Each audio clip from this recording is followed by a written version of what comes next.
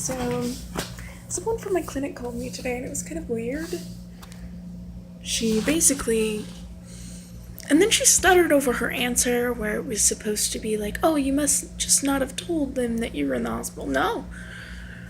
They knew while I was in the hospital, when I got out of the hospital, and I was in contact with someone on the team the entire time.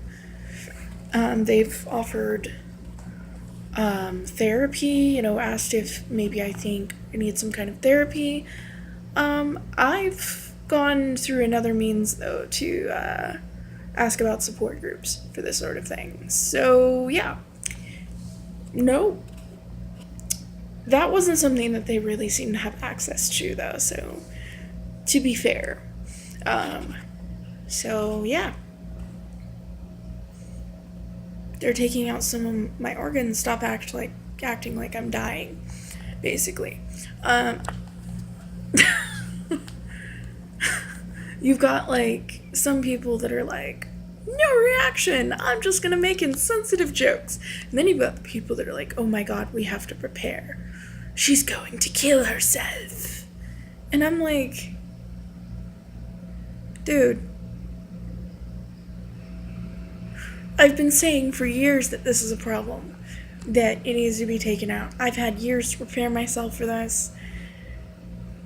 There's no amount of therapy that's going to make me any more ready than I already am. I've researched it, I know what to expect, I know the possible things, that could happen, that, I hope not to happen, but in some situations you can expect I'm prepared. And honestly, I hope that this is the end of it. Because, they don't think that they're going to have to do chemo and all that. They think that this is all they're going to have to do. They're just going to have to take out my uterus and my ovaries and all that. That's it. They're like, well, are you going to be overnight? I'm like, having a hysterectomy. What the fuck do you think? And it's like, well, you have to tell us. And I'm like, well, I did tell you. This is somebody who wasn't on my team, and she was calling me. And I was just like, nobody came to see me afterwards. There wasn't like a home visit specifically because I was in the hospital. There was a home visit, I think, shortly beforehand, just because it was, or was it shortly after? It wasn't because of that, though. It was because it was just late in general. I had a revolving door of case managers, and it was kind of late before the revolving door of case managers. I just have one once a year. It's mostly just pomp and paperwork at that point. They have me on a level of service that is basically, yeah, we can see you once a year, which this company actually has. Unlike the other one that I was with previously that was like the minimum that you can see them is like 6 months. Now I do talk to the team if I need something, but as far as like going in to see the psychiatrist or anything, they have me at once a year right now. I can call in though and say, hey, I need to see them, which is actually what I did whenever I didn't know that it was the anemia at that time. I started to feel depressed. First time that and then, it wasn't like, medicate me now, it was more, and she was actually pretty supportive.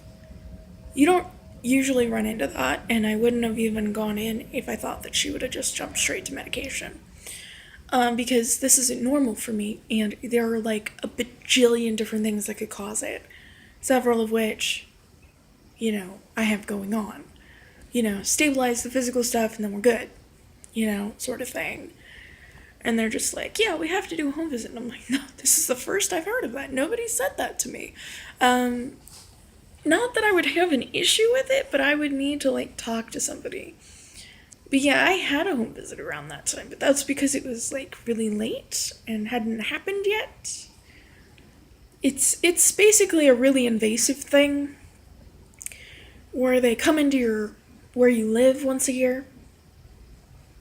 Well, apparently this isn't once a year.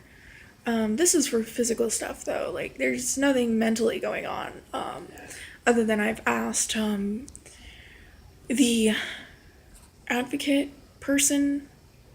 I don't think they call it an advocate, but she's like your liaison with the hospital between, all the different doctors that are dealing with this, whenever you have cancer. I did ask her because I'd asked her what she could do. She named off some different resources. And I was like, well, a support group might be helpful, that sort of thing. So I was like, well, support groups sound good. Can you, maybe find some of those? Because I know that this is going to be a jarring change, no matter how prepared for it I am. Suicidal, no. It's not going to, dip me into a deep depression. It was kind of jarring just to find out that I had to do this, but that was more because they were like, I found out about the possibilities that they could do if it was only that. But I don't just have cancer. At this point, cancer is the symptom of what's been going on. The type of cancer I have is actually can be caused, I should say can be, but in my case, I'm pretty damn sure it's caused by the elevated levels of estrogen in my body, which have just gotten higher and higher over the years since stuff happened. So it's just gotten worse and worse and higher, and it takes more and more just to stop it, even temporarily. As far as I'm concerned, all the swelling and everything, honestly, I'm just like, just take it. Because I'm kind of just trapped in my body at this point.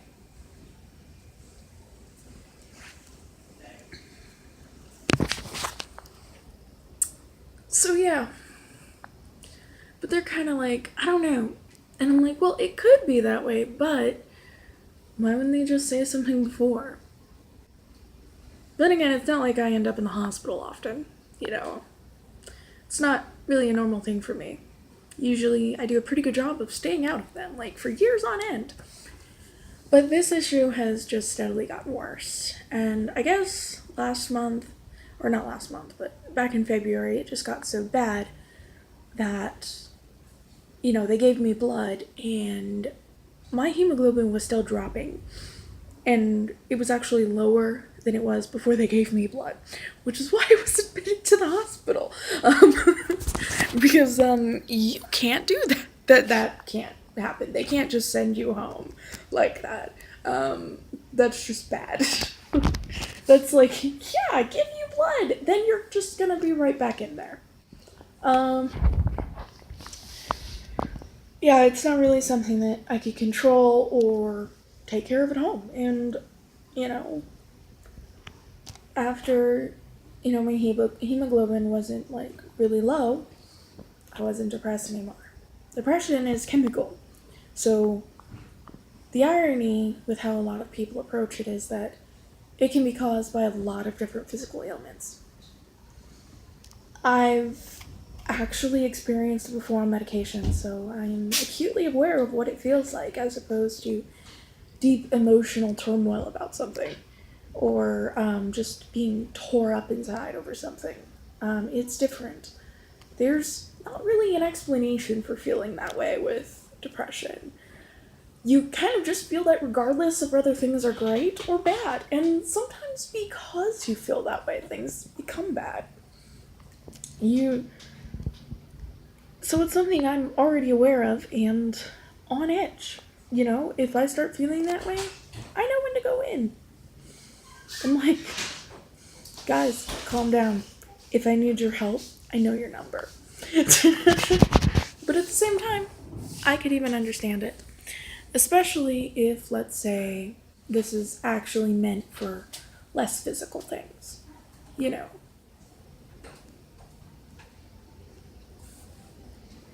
I don't know. Because there actually, are people who aren't as stable and who end up in and out of certain types of hospitals that are not for physical stuff. I go there for PTSD. That's the only thing they're seeing me for.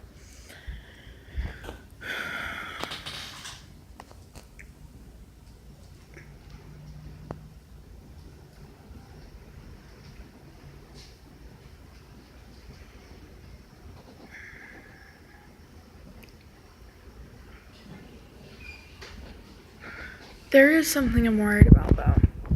The things that I was feeling afterwards, I actually did look back in. You've already been in the bathroom, Chris. I need to put my nose. 5, 4, 3, and then come here. I think your dad probably has it. Go knock on the bedroom door. Tell Dad that I said that there's some children's medicine in the bathroom, in the cabinet, up there in the medicine cabinet, and that I said that you needed some because you got the sniffles and you need to be able to sleep.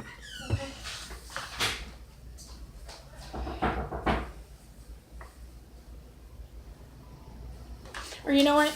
Dad's probably already in bed. Let him be. I'll get it. Close your eyes.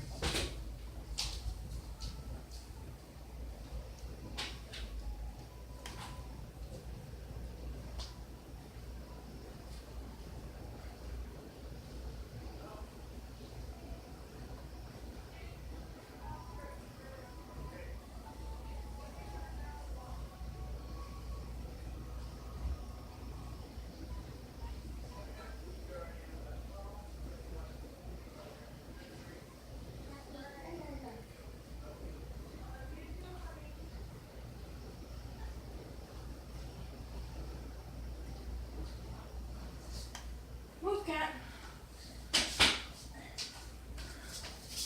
And if we run out, there's a backup bottle too. I'm gonna leave some for Jen, just in case.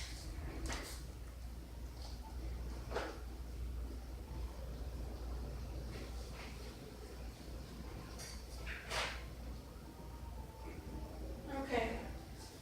I found the right one.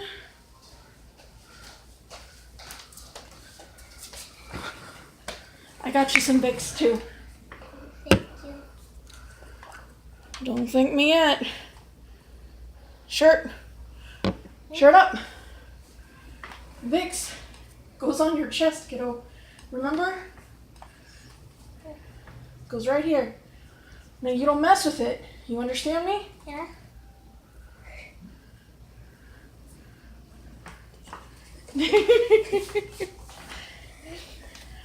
Chest rub. Now this will help open up your airways. It'll make it a little bit easier. But as soon as I give you this stuff, you gotta go straight to bed. Because I'm gonna tell you a secret. What? If you don't, this will creep up on you. Creep? Creep. Now you see that line right there? Yeah. It's the line it needs to go to. Okay. Oh, What? this is the wrong one. Yeah, this is the daytime one.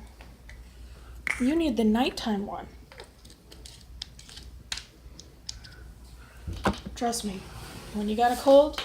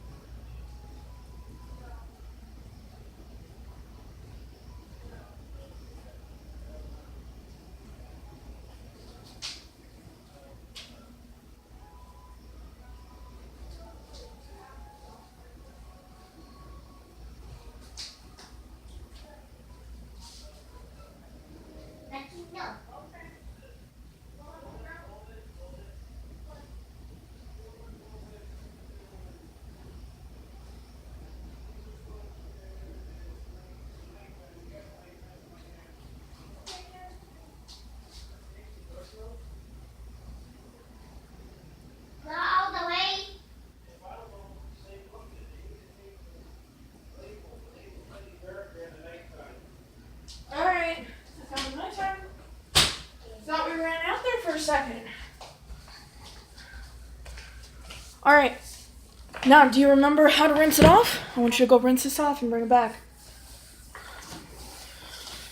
Because I'm going to leave this for Jen. Okay.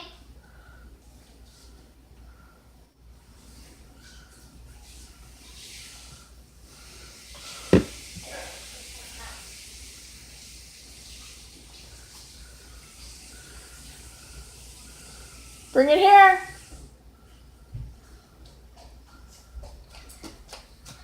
Why I have to You sleep? sound like you're coming down with something. Well, your dad came home with a little bit of a cold, and you sound like you're getting a little bit of a cold. Now, you see that line right there? That's 10 mile. It's about midway through.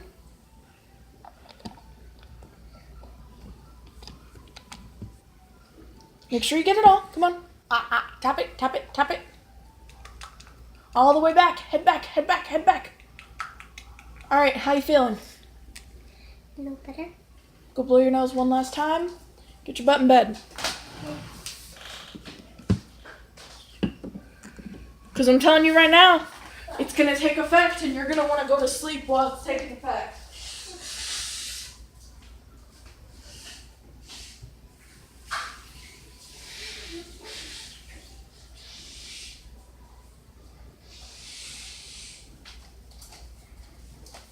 Thank you. All right, you're welcome. All right. That has been averted. So, I guess he doesn't get sick very often, but sometimes, it's rare, but it happens. So, I know it's gonna hit me. Like, I've spent some miserable days through it, but it's gonna hit me again because I catch everything. Unless, of course, my immune system miraculously becomes stronger and stops sticking around. Yeah, that'll be the day. So, anyway, I guess, yeah, that's it. I'm just sort of like, okay. But also, home visits are actually kind of invasive. They're basically well checks, but scheduled and once a year, they make sure that you have food, electricity, water, and all that. And while I get that this would be like a good practice for people who are established to like have trouble with that, like as far as understanding that that's important and stuff, they actually do it to everybody, no matter what your diagnosis is. And I'm just like, I don't really need that. They've never showed up and been like, in a situation where like I don't, if I don't have something, I know to ask for help. A home visit is never something that I actually need. That said, I don't mind if someone just wants to, sit at the kitchen table and ask me how I'm doing. But an actual home visit and how it's supposed to work, where they look in your cabinets and stuff, it's kind of invasive. As far as, like, it's not a comfortable situation. But I've done it long enough that I can appreciate whenever they kind of just are like, can I sit down here at the table? And, they let me show them. They're just like, they'll ask me, do you have food and all this, instead of just walking through like they own the place. I know that whenever I had my home visit, I got Chris involved. And I was like, hey, Chris, you're pretty excited about your room, right? Yeah? Why don't you go show her where you keep your toys or something? That sort of thing. He got in on it. Like, that's not something that, we've had, like, an issue with, as far as this stuff goes, though.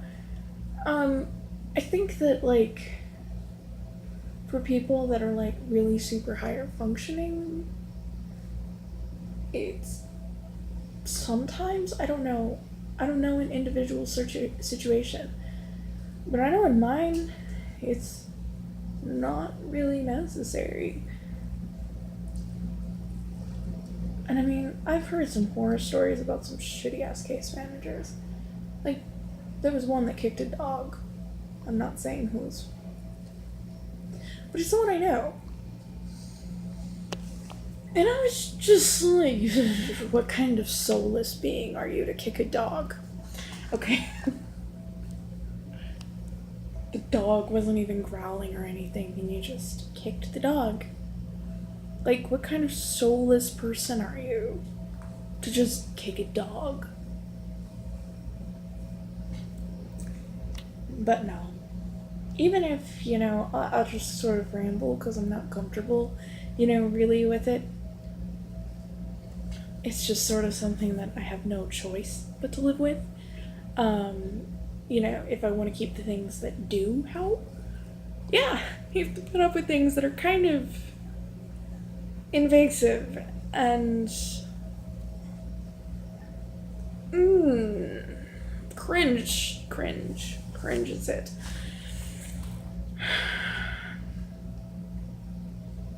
Yeah. But I could see how it would help people, in different situations. But, I'm okay. As far as that stuff goes, I'm okay. I'm living a pretty normal life. As far as things go, I don't spend a lot of time in the hospital, and I don't spend any time in the hospital for anything to do with anything mental. I've managed to exceed any sort of expectations that one would have to expect someone who's bleeding all the time like that to not end up in the hospital. Mostly because I pay attention to the reasons whenever doctors tell me things, and I also check the validity of it. So don't lie to me. Never lie to me. I can't trust a doctor that lies to me. But I can sort of accept an honest mistake. You can be like, wow, I thought that, but maybe it's just because I've just not been told. See, a lot of what I found out about what to expect after a hysterectomy isn't from the paperwork. I found it from a little place online, or multiple different places where there are women talking about this and talking about the things that they don't want to talk about with their doctors. Because this is frankly embarrassing. And, then you don't really want to, burden the people around you with it. So, that's where I did a lot of my research on what happens afterwards. And in my experience, that's a pretty good source. Most women aren't going to come out with it. Even if they come out with a lot of other things, they're not going to come out with that. Now, I will be ecstatic if it's not different. But I already know it's going to be different because, Gene and I have had really good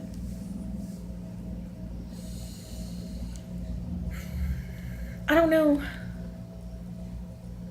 You just sort of wonder things is it still gonna be from my head to my toes? Just minus this gaping area in the center? Because, whenever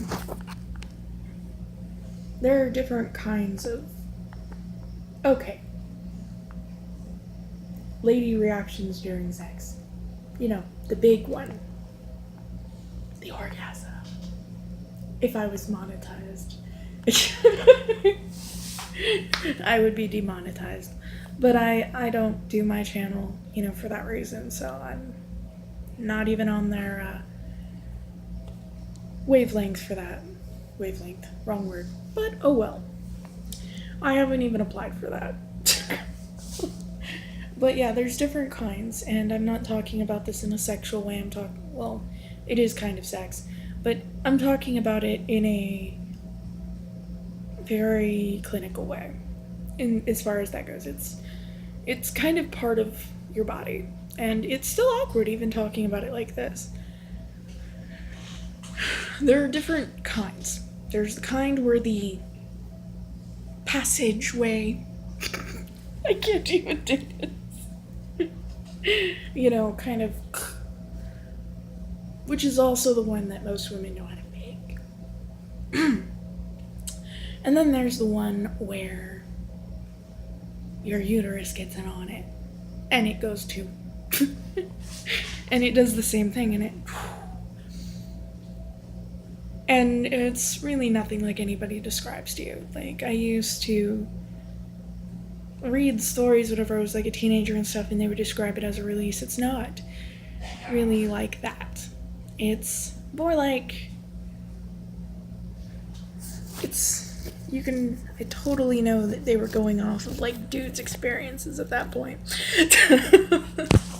Because I've actually like talked to different people and learned that stuff and researched, mostly online where it's completely anonymous and you can do that. In certain places, like, you'd be surprised. Just don't do it anywhere where your name's like connected to it if you don't want your name connected to it. But yeah, I mean, done quite a bit of research because I wanted to know. And because for some reason, whenever it's women's parts, it's all secretive and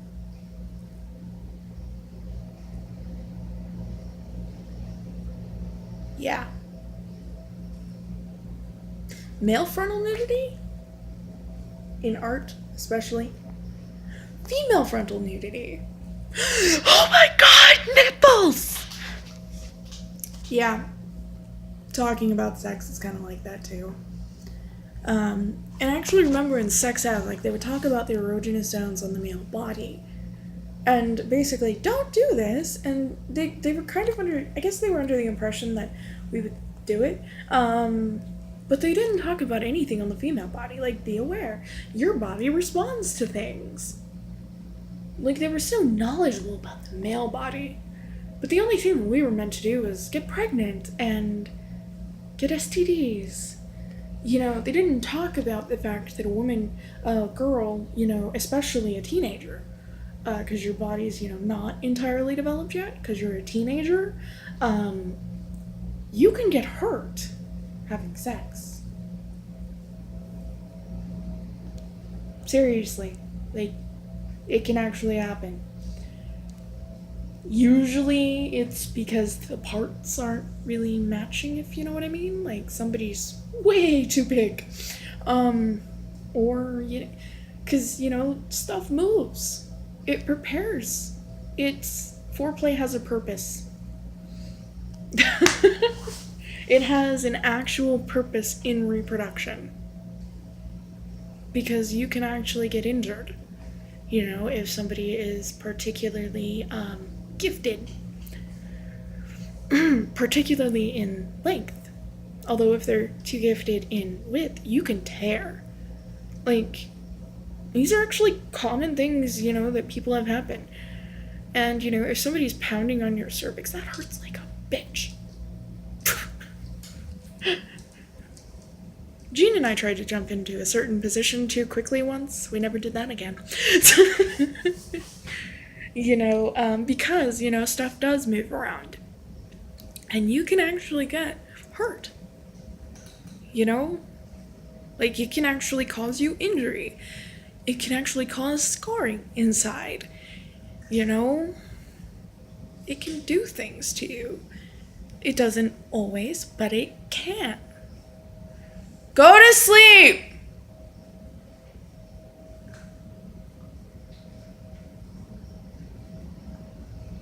What are you doing with my gift of advice and cold medicine for your cold? Go to sleep! At least try! Oh, one day that kid. He's that kid that usually learns the hard way, so. And then learns again the hard way. Until it finally sinks in. So, anyway, I had to get up like super early in the morning. So, yeah. But yeah. I'm just kind of like The female body is not a huge enigma. At least it shouldn't be. Like, but I feel like if they were just honest about some of this stuff, they might even have, like, more success in taking down, like, the rates of certain things. Instead, they're like, don't have sex or your penis will fall off. Or they're like, make jokes about people who say that, and then they'll just be like, no, you could just get this horrible STD and you'll wish it fell off. They don't really have a lot to say to the girls besides you're gonna get pregnant and your life's gonna be ruined. That's not really every girl's version of life ruined. That's not everybody's idea of a ruined life. You can't just project your values on someone. You have to give them a real reason to care about it. And I think that would be a reason to care, at least, not to just jump in with somebody who doesn't care about you. Because a lot of... Okay, I didn't have sex in high school, but I had friends who had sex in high school. And I listened whenever they talked. A lot of these guys were fumbling awkward and they didn't do this stuff. And I'm just like, why did you sleep with him? Most of the girls I knew, it was because it was kind of expected of them. There's a lot of pressure to do it. And all that stuff that tells them that, it's bad, isn't anywhere when they need it. Whenever they need anything. It's just kind of like, don't have sex, shame bomb, shame bomb, shame, shame, shame, shame, shame. That's... I should also note that the sluttiest girls I knew went to church. I was the only person in True Love Waits in the youth group that I was in who was actually doing True Love Waits, who was actually not having sex. Even the kids of people in positions in the church were having sex. And actually, they were probably sluttier than some of the other girls. And I was just like, wow. Meanwhile, I had a friend of mine who was apparently doing one girl underneath, like, a pew or something. And I was just like, why do you tell me about this? I don't want to hear about this. Ew! Ew! No! Like, do you know how many people walk on that floor? I mean, at least have enough respect, like, find a bed or something. But, to each their own. I was never much for judging in that regard. Now, being ludicrous about it, yes. And that's the thing. Like, that's what happens whenever you shut out people who just have different ideas. You don't hear anything about what's wrong with yours or how to improve upon them. Even with the things that you maybe might not be completely adverse to doing. Because I'm the icky pagan. Nobody's gonna listen to me because these are pretty much Christian movements to stop teenagers from having sex and to villainize it. But also give a weird instruction manual for the pleasure of boys and hand out condoms.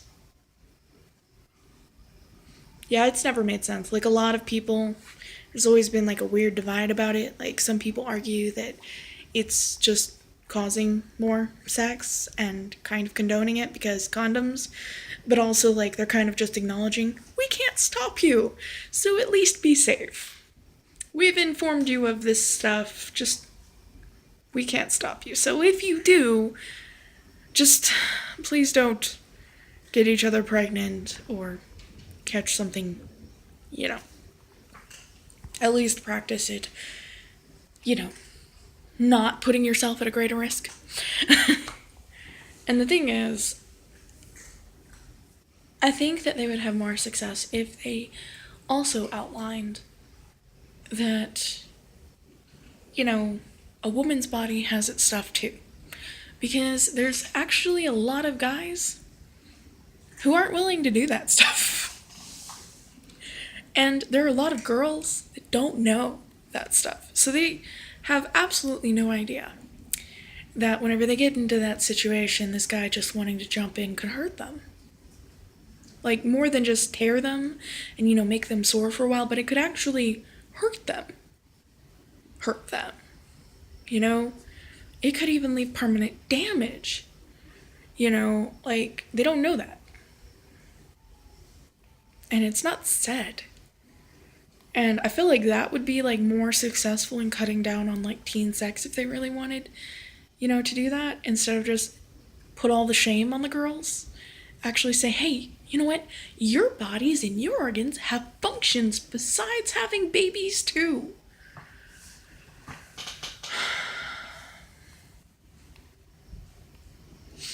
Because a lot of girls, the more that they're aware of that, I think the more that they're going to be less likely to deal with the boys that are just not finding it worth the effort.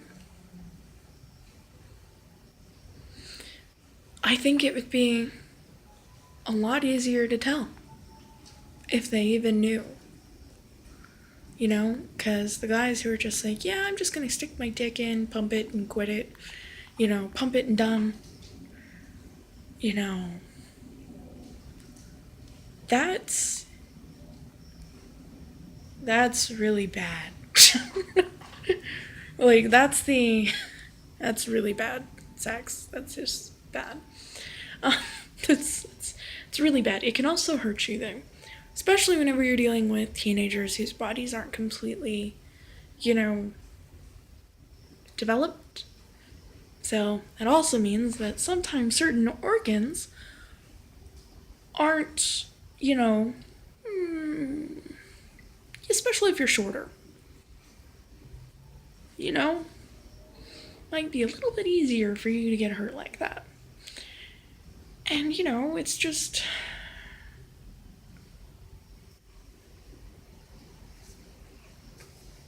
I think if girls were more informed about that stuff, they'd probably have less teen sex.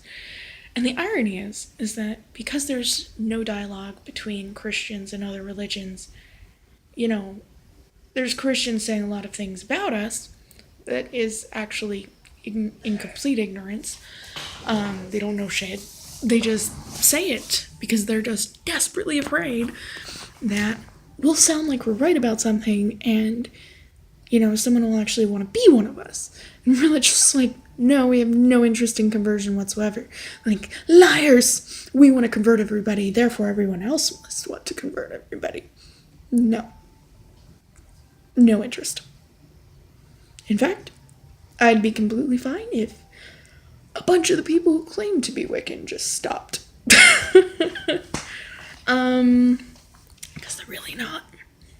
Because, being a different tradition and causing harm, and then admitting that you do things that you even just believe cause harm, yeah, that's not Wiccan. And it would just be fantastic if they would just stop calling themselves Wiccan.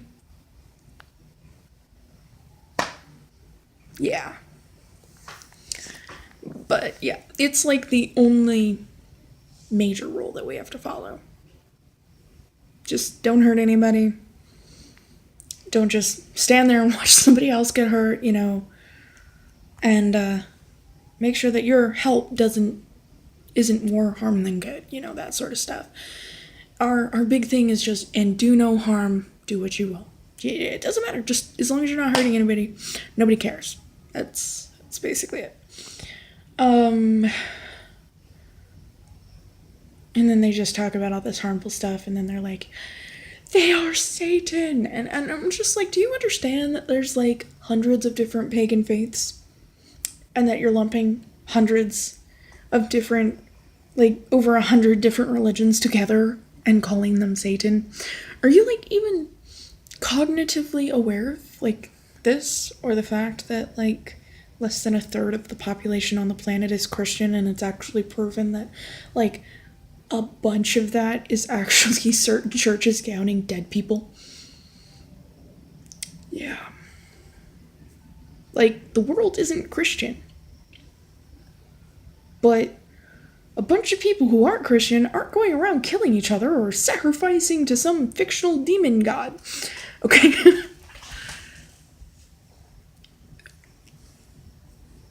And a lot of the evil in the world is done directly by Christians. Great job, guys!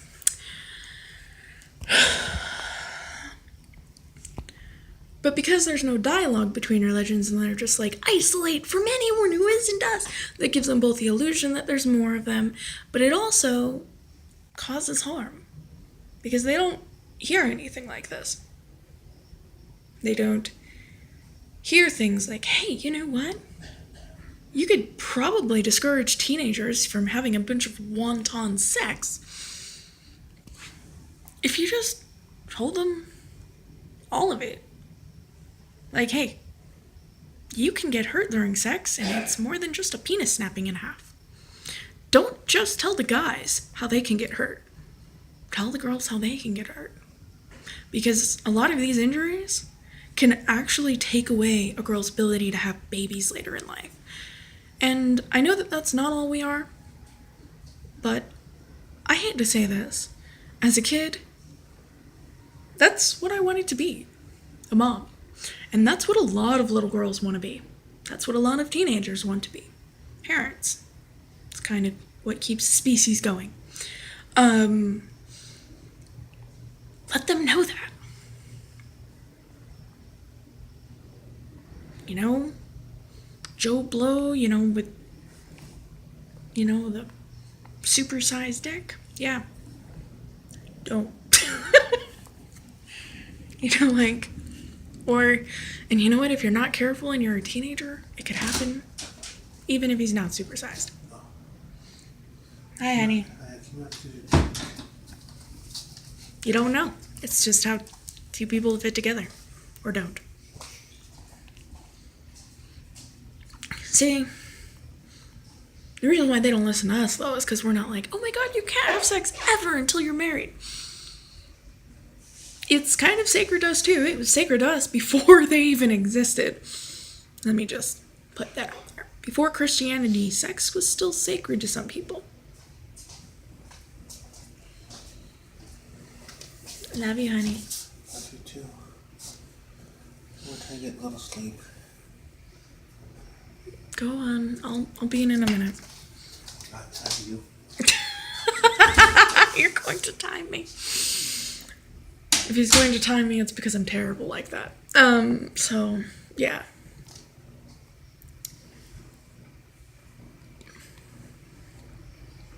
We at least want you to, be sure that that's what you want to do and all that, and that you're comfortable with it, and that you're not hurting or getting hurt, or doing certain things before you're ready, There's a certain point, where you're still a kid and should be informed that, if you do adult things, there are adult consequences and there's also additional consequences because you're a kid and your body isn't ready for it yet. But whenever I took sex ed, they never said that.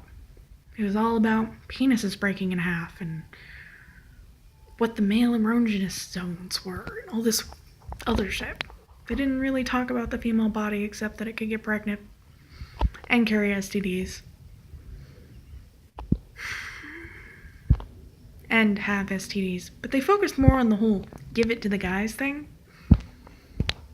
They had, no awareness that a good chunk of the... most of the people in that room weren't even dudes.